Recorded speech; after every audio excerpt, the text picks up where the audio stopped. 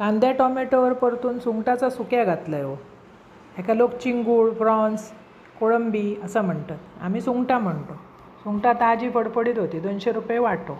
नीट करून दिले आणि त्याच्यातले धागे बिगे काढलं, स्वच्छ धुतलं, त्याका मीठ आणि हळद लावून अर्धो तास ठेवून दिलं.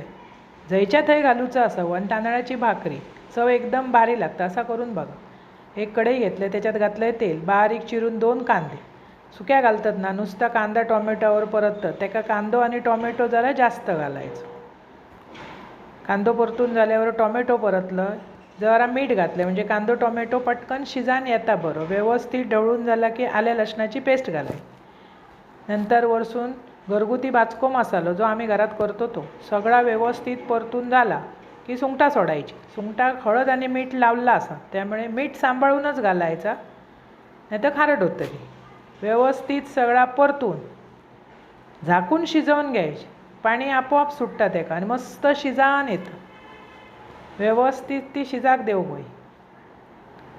त्याच्यावर ठेवा ताटली. मस्त शिजली की वरसून घाला कोथिंबीर. कांद्या खोबऱ्याचा वाटप नाही आणि जसा जसा सुक्या होता ना तेव्हा तितक्या आता अप्रतिम लागतं भाकरे बरोबर. असा करा, खावा. आवडतलं तुमका आणि आवडले चॅनल सबस्क्राईब करा.